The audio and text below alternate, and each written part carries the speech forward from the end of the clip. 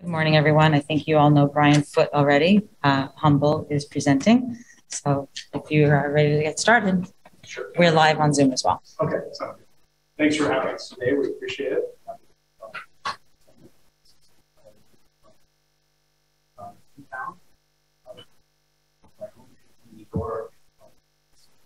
Nice to see you.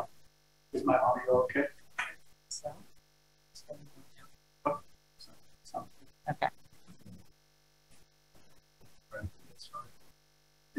So we're HUMBL. Quite a bit about HUMBL, but excited to share more people here and then the audience following along at home. So HUMBL is a Web3 blockchain company. I'm sure you see every day now on Web3 blockchain. Started talking about this 14 months ago, 16 months ago, and much more before that, before we went public. I think we were one of the first sort of companies to start making tweets and contemplating what Web3 is going to look like. We're still very early, but a lot of opportunities ahead to put this thing together into a code that's really just a safe harbor statement here. We'll take about 25 minutes, 30 minutes to talk about some questions. Today's presentation is going to be in the markets. We have S1 process, walking the path with the SEC on and it's really interesting discussion. With that, I'm going to get that clear. Step through that. Having that S1 through a lot of funding conversations, discussions that we had with the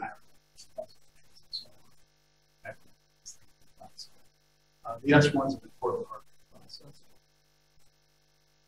So today will simply be a general overview of the company. We'll provide a high-level view of HUMBL, we'll look at our thesis about Web3 and blockchain, and general concepts around how this stuff, but we want to get through the door first. We're not going to be offering any specific guidance, roadmap, okay? So it's not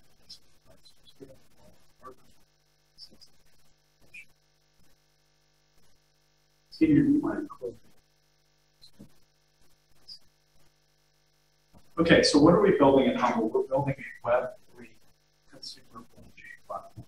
And that's a lot of fancy words. Essentially, what we see is Amazon came out, you saw a proliferation of .com, pet food sites, pet food, shoe sites to buy shoes. And Amazon zoomed out and said, okay, wait a second. Folks are definitely going to buy stuff, right? But let's try to aggregate in a way that flexibly accommodate what their shopping patterns are. So it started with books, but then they quickly other goods that can be shipped to origin, shoes, pet food, electronics, etc. Constantly figuring out how these markets economics work, but sitting there brand on top of the surface of a new technology. So that was sort of the web. If you look now at some of the names of the thing, two, take Netflix as an example. Netflix said, okay, there's tons of content out there, but streaming content's going to be a thing. Let's start creating a bespoke environment for customers where you take all this proliferated content from Web2 and pull it back and start to package it up for customers. So yeah, Netflix does some owned and operated content production, just like HUMBL will build some of these other technologies. But in the end, Netflix created an over-the-top environment for this content strategy that they saw coming, which was digital content. So you had movies, you had TVs, you had things. But they said, hey, let's get all that into one place for the consumer and let the cycle build of a digital content strategy. So what HUMBL is doing, when we say platform, the reason why it's important, is a lot of the Web3 people that are doing centralized technologies, that's just proliferated into the market. No one controls it. It's at the elbow for anybody who wants to pick up and build on it. Bitcoin, blocks, Ethereum, or your Polygon, Solana, where those things have been birthed into the market in a totally decentralized way sometimes they're governed by DAOs. But our strategy at Humble is, wait a second, you're going to need consumer brands that sit on top of these totally new Web3 rails to give people a front door that they can walk in. So it's the exact same strategy that's on used on top of 90s.com e-commerce. Netflix used it on top of Web2 digital content. Web3 Humble packaging on decentralized technologies, which right now are really disaggregated and highly distributed rails that need some sensibility for customer to get on the train. So that's our company thesis. We believe Web3 will be a multi-trillion-dollar category. Who knows? We may be right wrong. Probably Eric Schmidt had this a couple of days ago, where he said, you know, crypto is crypto, right? Something goes down, people trade it, they're exotic. Then you have this blockchain piece of tokens. That's a really important disaggregation.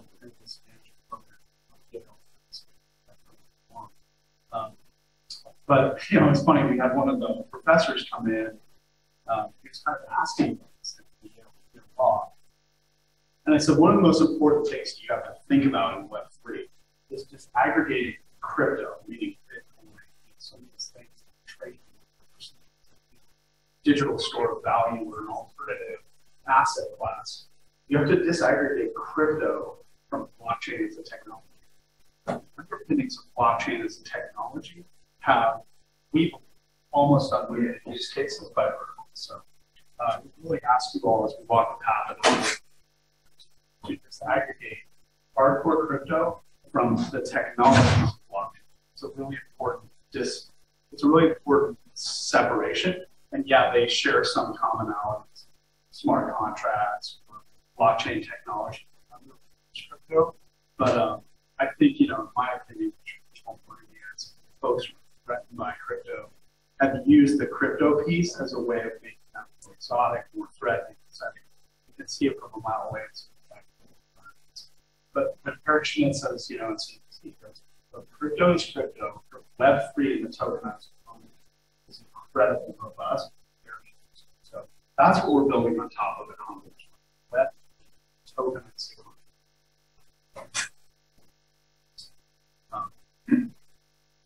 So on the left, you see this diagram. So Web 2, right? You're hearing all about Web 3 every day now. So essentially, what you need to think about when you think about Web 2, and you think about Web 3, and you think about this interim state that we're in of Web 2.5, what you need to think about is Web 2 is centralized public governance. Right? Report our numbers, financials, we have all these accounting firms, law firms, and all of the Web 3 is really about these totally new sets of rails where you're not using traditional financial systems, lots of analog and the process of time, waiting lines, etc. This can be seen in interaction with government, you can see in interaction with wirehouses, picking up money on the other side, lending. There's an unlimited amount of verticals that can be disintermediated, fancy word, but removing middlemen. So, you know, you see folks on CNBC or Fox saying that the big bet is to go short on some of the traditional finance mechanisms and to go long on totally new sets of rail systems. This has happened historically in human evolution across the airways. We constantly evolve with new sets of rails. And our thesis at HUMBL is that that's going to happen. We can build entirely new sets of rails in blockchain that are immutable, that allow for instant cooperation with peers, instant cooperation with governments through a series of smart contracts. And so it's extremely exciting. It's a little bit challenging for folks to get their head around. We think that the days of folks going down to the bank, going down to the government offices, waiting in line, paper, we just think that's going to go away largely. And then companies like HUMBL can package up these really disruptive technologies and go a couple of clicks for the customer, that mobile wallets as a standalone entity can be worth a ton of money for customers. So, you know, Catherine Wood, for example, is a huge component of the lifetime value of a mobile customer, and that's our big bet. Okay, so how is this thing set up? I believe, as I proposed in our company blog, that we have created the first full funnel Web3 technology. Coinbase had a pretty good blog about it. Where it said, hey, here's sort of the Web3 tech stack, but it's hundreds of brands, right? And so what we're trying to do at HUMBL is create a front door for folks who want Web 2 into Web 3 with one simple handle. So the way we envision this is through a discovery layer, a Web 3 search engine. I don't think I've ever been more excited about search 3. It's largely going to aggregate so many things that we've been building. So that's going to be super fun. And I'm looking forward to sharing more with you all as we get to build this. So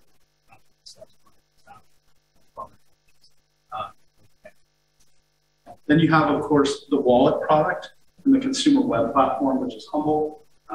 Probably seen MetaMask as a wallet, right? It's a product that's necessary. So we really see a future in which you have both a mobile app that functions as a mobile wallet, and then also what we call a web wallet, which sits on top of these different environments, different websites.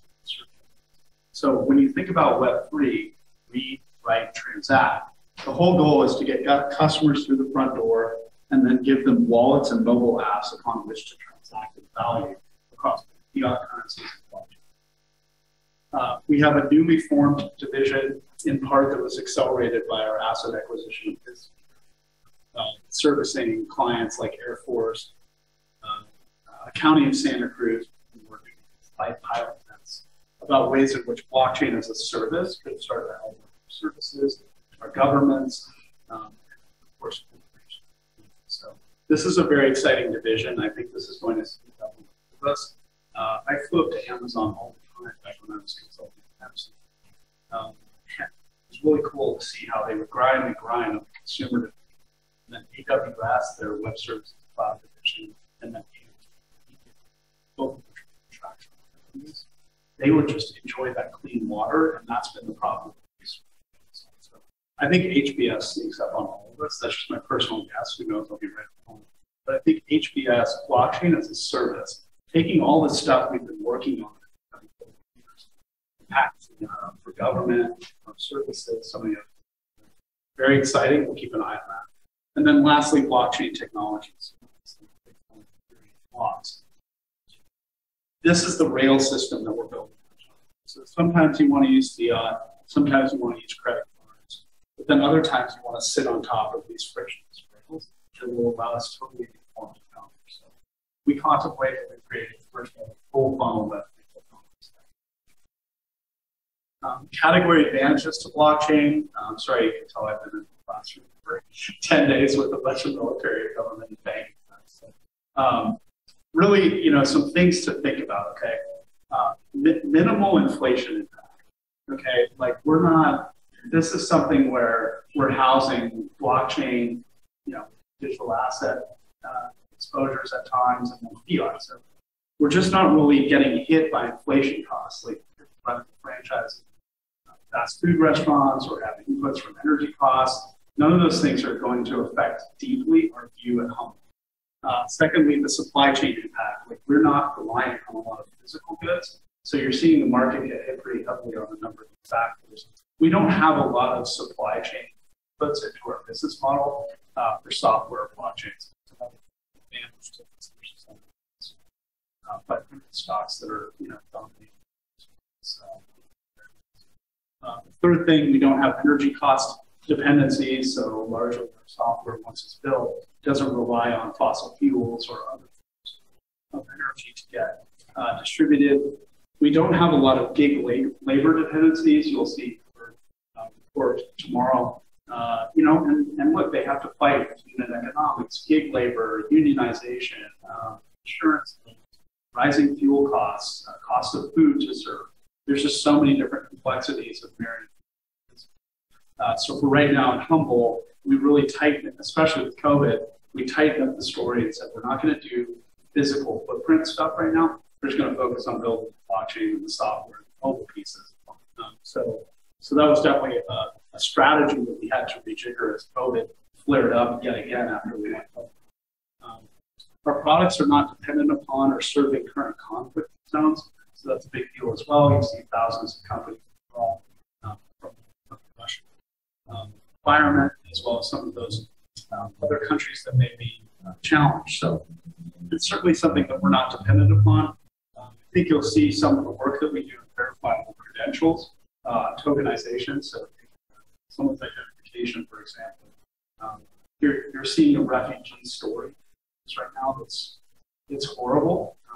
So we stand ready at any time for NGOs or government requests to provide mobile identification on blockchain, verifiable credentials on blockchain, birth certificates on blockchain.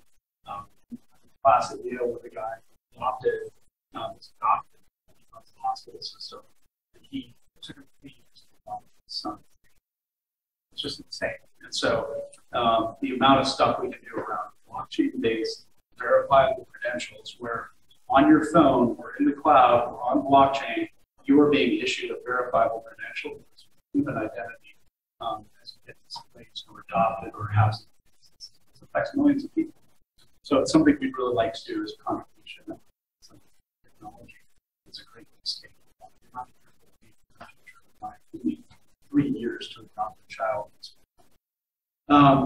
So these are the drivers, right? Mobile, software, blockchain, automation, really avoiding the physical footprint, avoiding the conflict zones, and then not having these input dependencies that can change the problem. Market dynamics, just headwinds to note. Again, not investment advice, but things I want you all to be aware of. Blockchain is a regulatory intensive category. Okay, period. You all know that. I don't need to say that. But it's just something where our view at HUMBL is we are often the first through the door with the SEC on contemplating these consumer products. Right? So part of the reason you see us moving on some things with search services is that's really clean water to just do our work in blockchain. So passionate about, and frankly, and so what you'll see is on the consumer product side, we have to always be willing to stop or start some of what we're doing based on improving guidance in the U.S. So the U.S. is on top of this. They've made it a multi-agency effort. With the SEC and others. So it's good. I think the U.S. is really advancing. I've been in space. It's nice to see that. It's always my hope to stay here to do our work and not export talent to Asia, elsewhere where they gain clearly to drive launching. So we purposely stayed here, did our work, and so I'm excited to see the U.S. wanting to compete. I think blockchain, AI, quantum are going to be the 3 places where we compete in the world against our partners and our adversaries, and I'm firmly hoping to contribute. So yeah, product issuances may change. For example, we built these block ETX products that have active index and thematic views on top of digital assets. And we pulled it back because we just didn't, we weren't really clear on where we were at with that. We're, of course, quickly revisiting those sponsor BDs and RIPs, and social convene with our brokers, so on. So there will be times where we're through the door, too early as the first in the U.S. in these things, but we remain high conviction that these products will be market increase. And then lastly, we of course tighten our footprint a little bit, a tighter initial focus. We're just going to blow the doors on this thing, get out, across multiple countries very quickly, physical footprint. But our bet against COVID coming to a standstill when we went public was the correct bet. Like that was blown away. That even just last December and January, months ago, we were having record levels of COVID. So that's been a little frustrating. But our tight focus on U.S. and Latin America has allowed us to move quickly. We continue to be really built with the partners. So we have in these zones, and we'll continue to build that out. And of course, we have global network at HUMBL when the time is right to expand.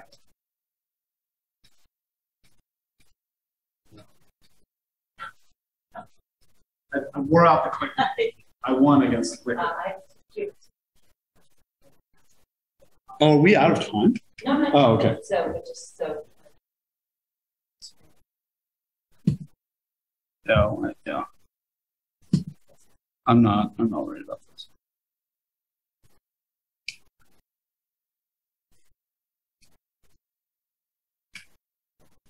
Okay, fixed it. I have a job in IT. Okay, so Humble Pay, Humble Marketplace, Humble Financial, these are the three divisions with business. What is very similar to this business model is what Alipay too. So they have the Alipay mobile wallet, they have the Alibaba Marketplace for high velocity physical goods, and then they have Ant Financial, which serves thousands of products back into the Alipay wallet. So it's a common model. It's just that we're trying to do this on top of the tokenized economy, which is totally different than the Web2 physical goods economy, which has a ton of supply chain dependency. So again, what I would really note to you is COVID coming back online in China, supply chain slowing down, energy costs up, inflation up. This is where the tokenized economy can make its bid, right? Because all these things are digital. They're digital, totally different than the physical goods. So with Humble Pay, a mobile wallet that will allow customers to begin using blockchain tokenization, personal IDs, mobile payments. This is not a right now state, it's what we are building towards. So what we see coming online in mobile wallets, and PayPal is starting to chip away at this concept as well, which is great, we welcome them. Modular super app. So thinking through things, where will my driver's license? My driver's license going to be a piece of plastic in the next couple of years? Probably not. Fiat currency, are we going to continue to have change? I don't know if people visit these fast food restaurants. There's now shortages of coins in these fast food restaurants because people are starting to use it. Period. And so we really see a move to digitization of even fiat currencies. One of the other things you'll see there is these things called CBDCs, digital currency. So, China's, of course, rolled theirs out well ahead of the United States. There's some stuff out there that mimics it, like US dollar stablecoin, USDC, which is a product by Circle. But really, you'll start to see, in my opinion, these central bank digital currencies that will need local wallets in order to use these new digital versions of our currency. So look for those to go to wallets. Look for digital assets to continue to have a footprint, in our opinion. Bitcoin, Ethereum, blocks, etc. Those are going to need mobile wallets to live in for folks who exchange those. Financial technologies and services. So what Ant Financial products in China is that you can crank out thousands of products or lean into thousands of partner products and push those back into the wallet as you acquire customers. So this will, we believe, bear out on a personal level, peer-to-peer, merchant POS, and then government interaction. One of the other things that's cool too about verifiable credentials is you have the issue revoke thing. So, you have to update some stuff, EMB, or you have to have some kind of engagement with government around verification. Tokenization allows you, verifiable credentials allow you to both issue and revoke them. So it's a two-way street between government and citizen. Gives the citizens more control of their digital life, gives government some control to issue and revoke things. So it's really a good format, we think, and we intend to try to serve that across countries and governments. So the end state here is basically a blockchain tokenization. Yeah, going back to what Rich was saying. You're going to have this tokenized economy. What does that mean? Well, it means I have KYC and AML, I have some tokenization potentials, education, my physical person, my metaverse avatar. You're going to need to authenticate services online, both physical and metaverse that you buy. So imagine a customer in the next years, in the next year, even the stuff that okay. So it's really, I was going to do one of my classic 1 hour Web3 things. Damn. Okay. All right. So anyway, blockchain tokenization, central bank digital currencies, financial products, government interactions, IDs. This is our thesis of what's going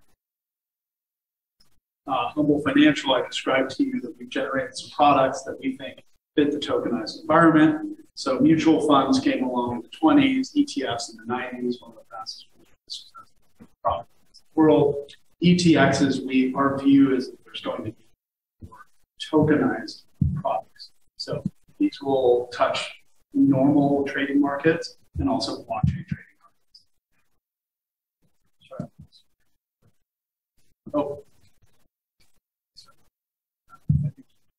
Oh, sorry. That's okay. Are you back in there? Try it again. There you go.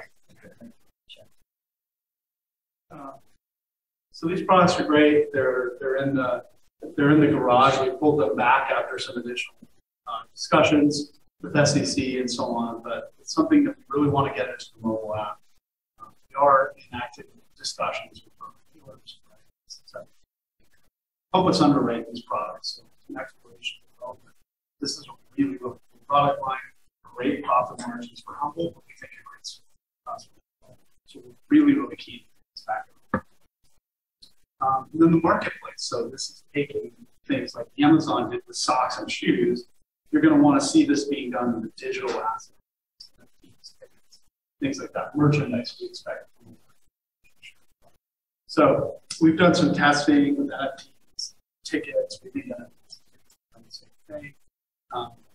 Reducing gas fees, so you'll see some side chain stuff in HUMBL that will greatly compete with leaders, providers out there in the market, and then certainly verified by blocks. We have an verification of NFTs, which is super. We have a ton of fun forgery on OpenSea, respectively, and people need to contemplate go through that process of having fraud, forgery, fakes. So we contemplate verified by blocks, which shows on-chain provenance, details of the life cycle, how it's changed hands. That stuff gets really important. And then lastly, of course, the HUMBL blockchain services piece. So I talked about mobile IDs, verifiable credentials, adoption. There's so many things that we can move on to blockchain companies, etc. We're excited about the Air Force test. We're excited about the tests. Mobile tests in the United States to have people selected for those things by our governments, and we're certainly investing in. So lastly, and in final review, you get the search and discovery layer. That's the front door. In. Serving them with web wallets that allow them to transact with Web3 verification, so that folks don't have flow. And then this absolutely decentralized technology. So this, we believe, is the first full funnel comprehensive Web3 technology stack we will open forward. And all these things, these component parts are ready to go. We'll launch Search 3 in late May. Then we will have all these things in place. We have nice headquarters in San Diego. All welcome. Thanks for coming out today. Shareholder conference. Some marketing. We got up to number 25 on Spotify. At one point, that was cool. I don't have this right now, but we'll absolutely dial this stuff back up. We'll always pick and test different methodologies for marketing. We'll launch the ETXs. Globally, we did some billboard stuff in New York, and certainly the HUMBL Pay stuff. So we've got a good digital billboard suite that we can roll out if we need to. And we continue on with acquisitions. So we're constantly looking at where Monster, we needed some visual creative stuff that sits on top of blockchain now. Blockchain is really interesting.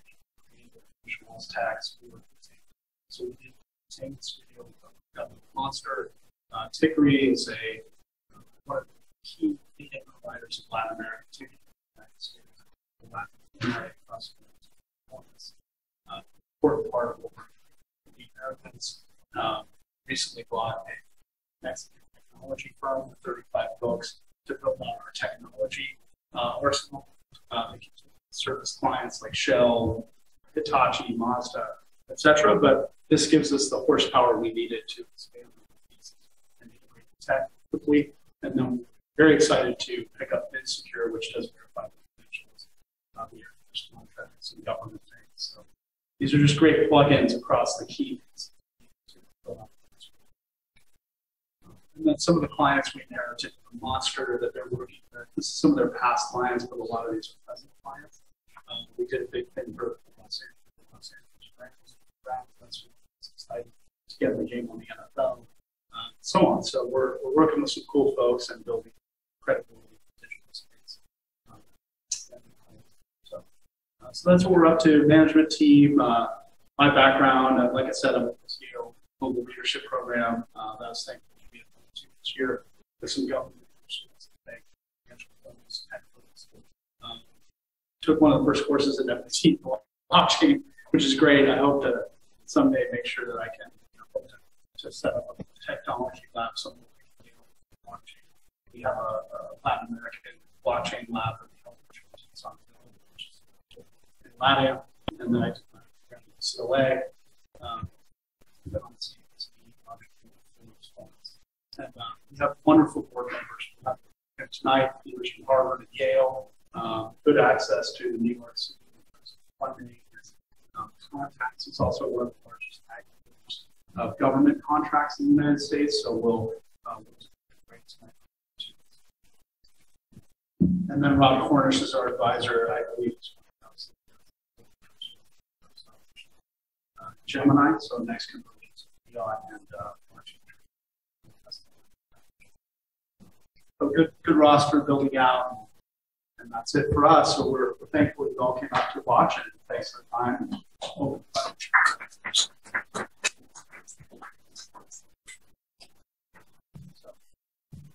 We're probably up on time. We have a couple, yeah. Okay. There was one asking. Okay. I think they have your contact info. That's okay. Cool. Thank you all. Thank you. We have one. He's written one here. Mm-hmm.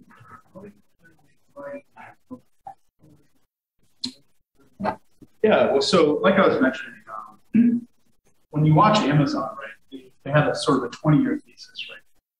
Went up to $107, they came back down to $7, $3,000, and that played out of this sort of 20-year way, right? And so I think for us, we always look for a couple of different trade-offs.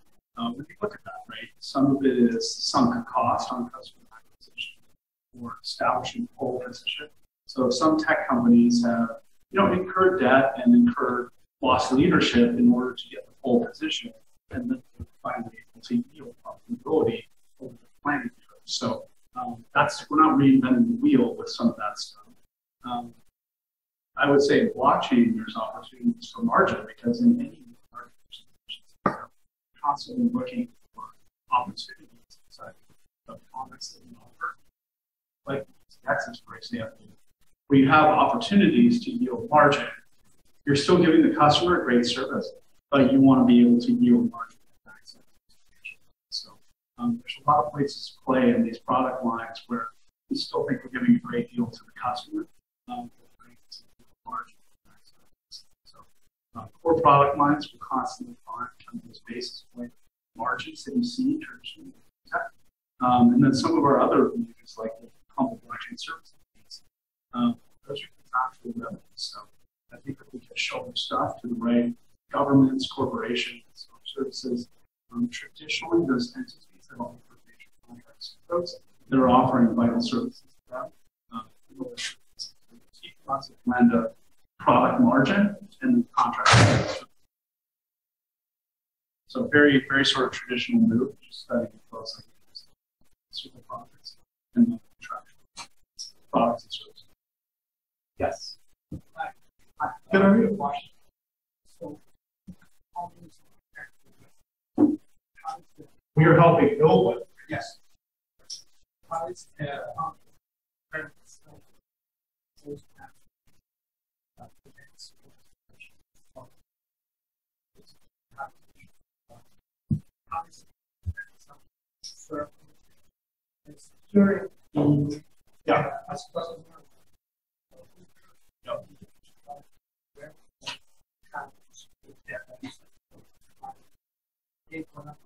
Sure.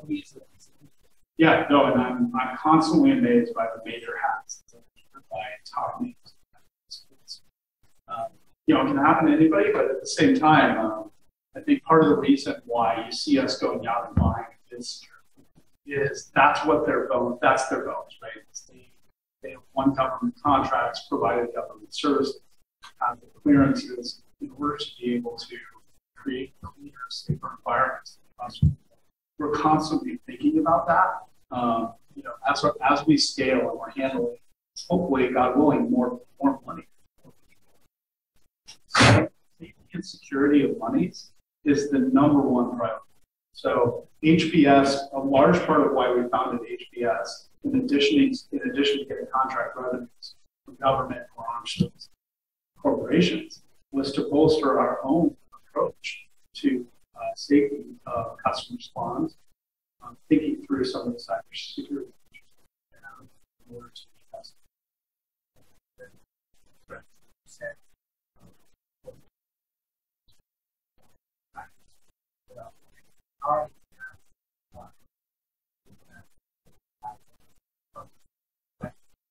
When you use that,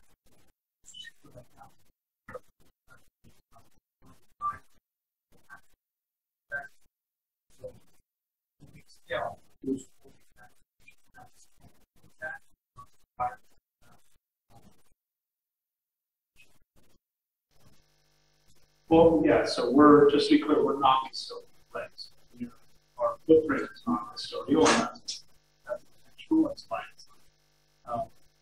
You have, in my opinion, one of the best cybersecurity guys that I've ever met, 2 doors down from you there on the right. He works pretty much full time on making sure that even though our footprint is non-custodial, making sure that our customers are very safe and with their information. What's also exciting as well is that blockchain offers some decentralized storage capabilities that can, in some ways, diversify your attack vectors that can be more singular on things like cloud. So it's really exciting for us to not only be contemplating how to be best of breed for cybersecurity, but even using some of the new technologies from Web3 to get even better at protecting our customers. Getting privileged. Thank you. All right. Thank you, everybody. Thank you.